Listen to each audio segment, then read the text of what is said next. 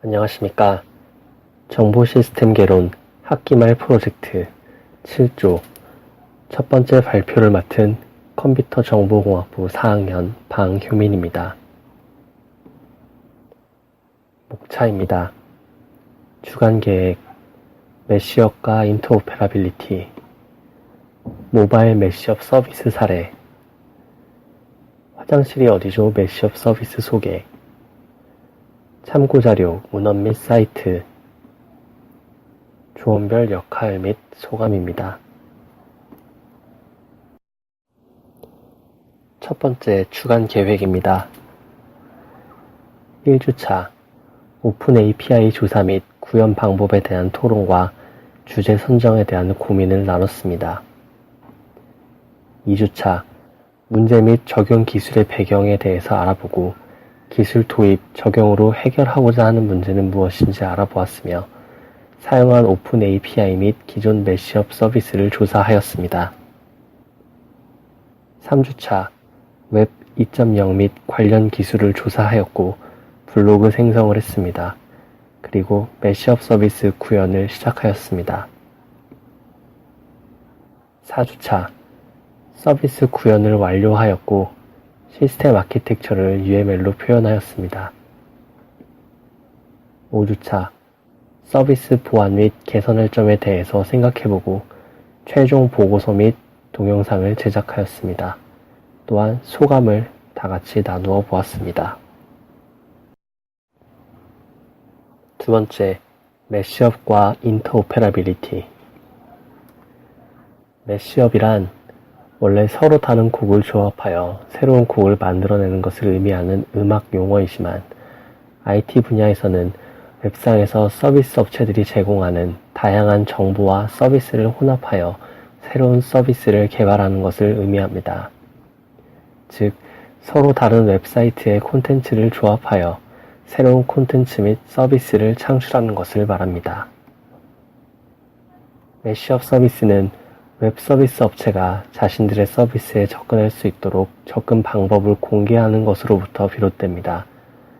웹 서비스 업체들이 공개한 API를 기반으로 독자적인 유저 인터페이스나 콘텐츠를 융합하여 새로운 응용 서비스, 즉 메시업을 개발할 수 있게 된 것입니다.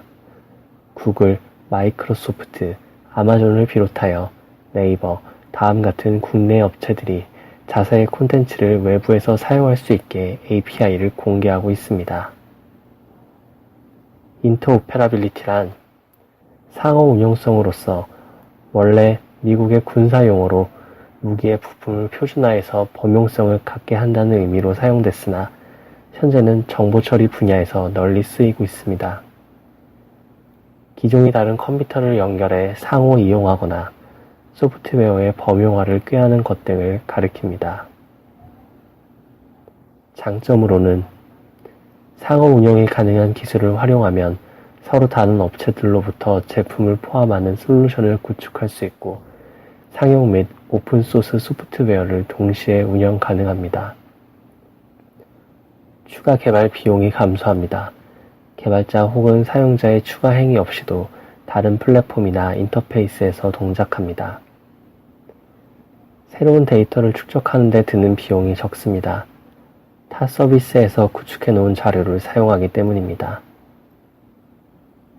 여러 플랫폼에서 동작하는 어플리케이션을 통합할 수 있고 여러 액세스 채널을 지원할 수 있으며 솔루션을 직접 운영하거나 외부에 위탁하거나 심지어 클라우드에서 운영할 수도 있습니다. 특정한 비즈니스 요구를 만족하는 솔루션을 개발할 수 있고 벤더에 종속되지 않으며 요구가 변경되더라도 손쉽게 새로운 기술을 통합할 수 있습니다. 단점으로는 제품 간 차별성을 이끌어내기 힘들 수 있습니다. 상호 운영성에 대한 명확한 표준을 뚜렷하게 정의하기가 힘듭니다. 여러 표준에 상호 운영성을 적용하기 힘듭니다.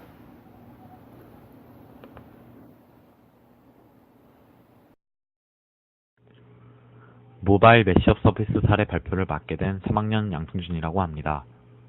서비스 사례를 여러 가지 조사하였지만 그 중에 4개만 골라서 발표하겠습니다. 첫 번째는 망고 플레이트란 앱인데 오픈 API 지도와 맛집 정보를 매시업한 사례입니다. 개인이 직접 작성하고 평가를 댓글로 남기는 형태로 되어 있어서 좋은 평가와 불만이 공존해 객관적으로 평가하는 데 도움을 줍니다. 두 번째는 저희가 맨 처음 팀과제로 시도하려고 하였던 공공 와이파이 앱입니다. 이 앱은 오픈 API 지도와 공공 와이파이 위치 정보를 매시업한 사례로 자주 방문하거나 방문 예정 장소의 공공 와이파이 정보를 저장하고 모아볼 수 있는 기능을 제공합니다. 세 번째 사례부터는 공공기관의 매시업 사례를 소개해드리겠습니다. 바로 목격자를 찾습니다인데 이 앱은 경찰청에서 제공하는 앱입니다. 우리 주변에서 일어나는 사건 사고를 손쉽게 제보할 수 있는 국민 참여형 치안 안전 서비스입니다. 이 앱의 기능으로는 스마트폰을 이용한 범죄 현장 즉시 신고, 다음 맵과 연동된 웹사이트를 이용한 커뮤니티 매핑, 제보자의 의도를 반영한 실명 및 익명 제보, 사회적인 이슈에 대한 긴급 제보, 범죄자 제보 등이 있습니다. 하지만 개선해야 할 점이 있다면 안드로이드 플랫폼에서는 사용이 불가능하는 점입니다. 마지막으로 소개해드릴 앱은 서울 일자리 모바일 앱입니다. 구인 구직자들에게 스마트폰을 통해 맞춤형 일자리 정보를 실시간으로 제공해 줍니다. 구직자 입장에서는 개인별로 원하는 기업, 직종, 임금 등에 맞춘 일자리 정보 검색이 가능하고, 기업 입장에서는 기업이 원하는 구직자의 학력, 경력, 나이 등에 맞춘 구직자 정보를 구할 수 있습니다. 자신이 원하는 정보가 올라왔을 경우 스마트폰 문자 또는 알림 서비스를 실시간으로 제공해 줍니다. 회원가입을 하지 않았을 경우에는 채용 정보 검색만 가능합니다. 이 앱의 장점으로는 알림 서비스가 있고 자신이 원하는 정보에 맞는 맞춤형 검색이 가능하다는 것입니다. 이상으로 매시업 사례 발표를 마치겠습니다. 안녕하세요. 저는 실제 공공화장실 매시업 서비스 구현을 맡게 된 컴공14학번 석대열이라고 합니다. 제가 발표할 부분은 앞서 소개한 매시업 서비스들을 활용한 여러 사례를 바탕으로 하여 저희도 이러한 서비스를 구현한 과정을 보여주겠는데요. 이번에 저희 조가 구현한 매시업 서비스는 서울에 있는 개방된 공공화장실의 위치를 지도 위에 보여줘서 내 주변에서 가장 가까운 화장실을 알려주도록 하였습니다. 서비스를 만들게 된 배경은 공공화장실에 대한 접근성을 높일 수 있으며 주변 자리에 낯선 타지 사람이나 외국인도 손쉽게 화장실 위치를 파악할 수 있습니다.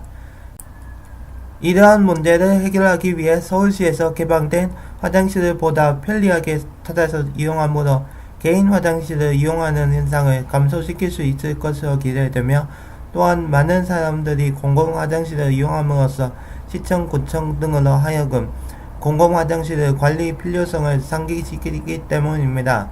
또 이러한 서비스를 활용하여 화장실뿐만이 아니라 더 나아가서는 다른 공공시설의 서비스 관리에서도 상기시킬 수 있는 시너지 효과를 기대할 수 있습니다.